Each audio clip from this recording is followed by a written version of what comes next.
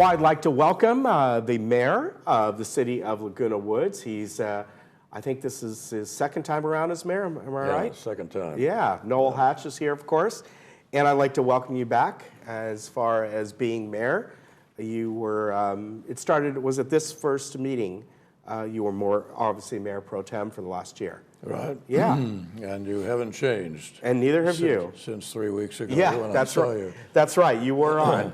So let me first start out is, of course, the city's financial opinion or position, because I know it's a, it's a difficult thing, the budgets and all. So kind of give us a brief overview of that. We just completed our 2018-19 audit and of the financial operation of the city. And we received from the auditors a clean bill of health. There are no material problems. Very good. In the city, our way of operation is sound. We have a unassigned general fund balance of about $10 million, Okay. which would be about 145% of our annual expenses. So the city is solid right now, and there are probably just 2 clouds on the horizon. Okay, and what is that? One is the sheriff's, the public safety. Right. That cost going up. The cost is going up, and we can't control any of that because we're a contract city, so it passes on to Mission Viejo and all of the rest of us who are down here, and the Board of Supervisors control that. So depending upon how the future holds there, that is a potential problem. We have eliminated the unfunded pension liability as a problem for our people by prepaying the pension obligations. And I guess the other area that, not of concern, but it sort of leads into another issue that you and I may talk about, and that is our sales tax revenue, while increasing, is still, we don't have a commercial base within the city sufficient to look for a large increase in that. Although it has increased, we get about $800,000–900,000 a year in sales tax revenue. All right. But the city looks good financially. Yeah.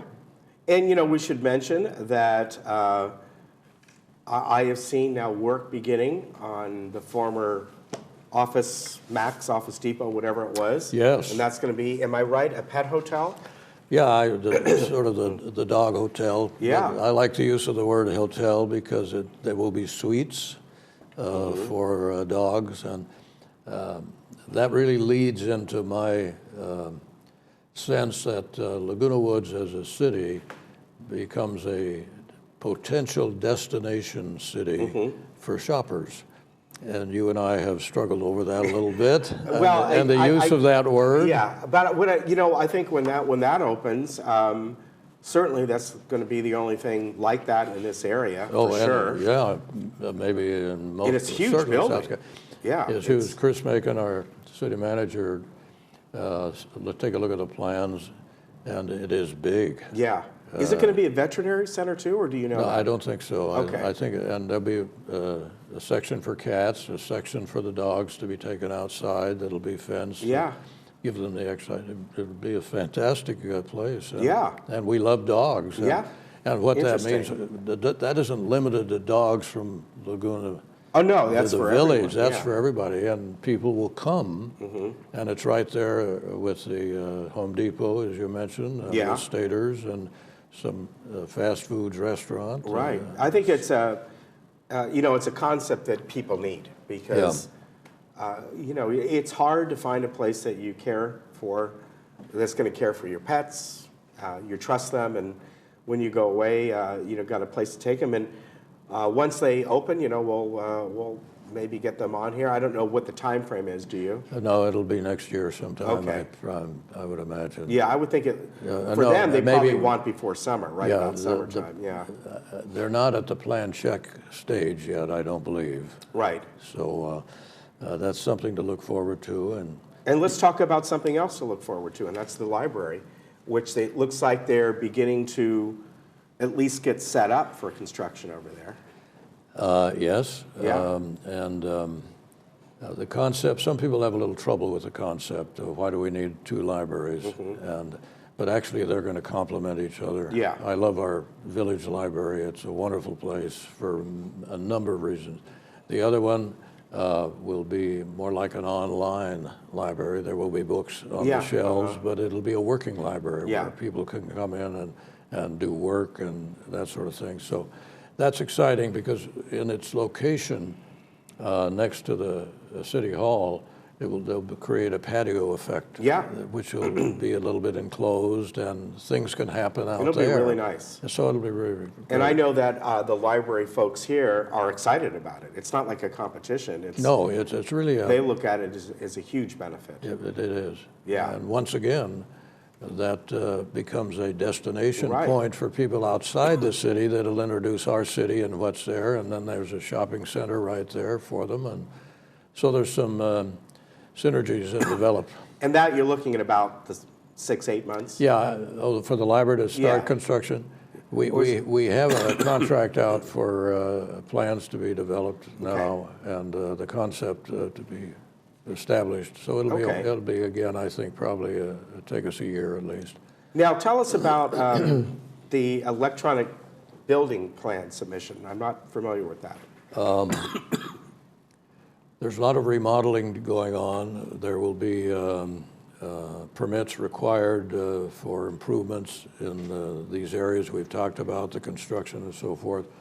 And so staff has come up with a program where we will start processing requests for construction permits and that sort of thing electronically. So you just sit down, send your plans over to us online, and we'll review them. We'll get some large monitors like I'm looking at over there, and the plans will be reviewed. It'll speed up and ease the granting of permits, the process of approving them. It'll maintain the integrity of the changes that are required, so we'll know immediately what has been done in the past. It'll eliminate the storage problems with great rolls of plans that are collected by the cities. So it will be a benefit to the contractors as well as to the city. Yeah, fantastic. In every respect, and a lot of cities are using this now, and with great success. So we're excited about that. Yeah, that's fantastic. Now, obviously, you're the mayor now, but you've got different assignments for the other council members as well. Are they kind of changing what they're going to be looking at? No, the assignments every city has a number of opportunities to assign members of the council to be part of county things, right? Yeah, districts, special districts, and so forth. Ours assignments will essentially remain the same. Okay. The library board, the fire authority board, the transportation corridor, and so forth, which then enables the representatives of our city to be a part of Greater Orange County and in the districts and associations that are out there that provide services for us. Excuse me. So those changes, and I mentioned to you that, excuse me, my voice is a little cloudy, that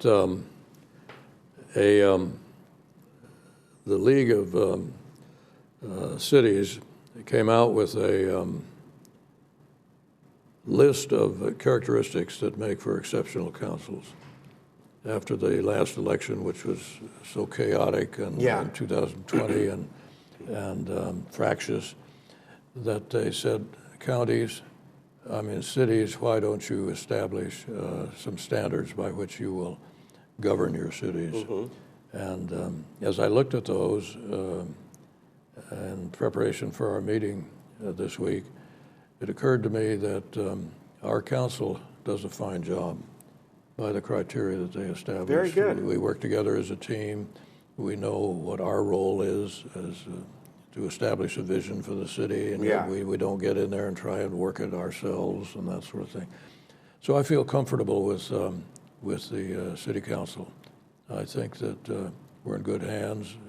All of us love the community, and are looking forward to the city remaining strong. Very good. Well, I think it will, especially with you as mayor. Yeah, I look forward to this. It's fun talking to you. It would be nice if we had a few more people attend the meetings. Yeah, well, that's kind of the way it is. I can remember probably the biggest turnout we had was when the decision on the dog park. Yeah, that was those were great times. Yeah. But I think our goals are good. We have an outstanding staff. Chris Macon is, and you meet with him periodically, is very solid. And I think the city right now is in good hands. Let me just close by saying that a study was made by a number of experts as to what a small town needs to have to be successful. A list of businesses. I'm going to read you those businesses, and then you'll see if we fit. Okay. All right. They need a coffee shop. They need a grocery store, a pharmacy, a hair salon, child care, cleaners or laundromat, a gas station, a bar, restaurants. And as I went down that list and thought, what do we have in Laguna Woods that meets those criteria? We have coffee shops. Right. We have grocery stores, 3 or 4 different ones, pharmacies, hair salons, child care with the Goldfish. Yeah. Good place for children, cleaners, gas station, bar. And so I concluded that really Laguna Woods can be a destination city for shoppers. Yeah. Where they come here. And so that augurs well. All right. Very good. Always good to see you, sir. Good to see you. Merry Christmas to you, as always. Ken. Take care of yourself. You bet. And we'll see you in about a month or so. I will. Stay healthy, my friend. All right, you too, Noel. We'll be right back.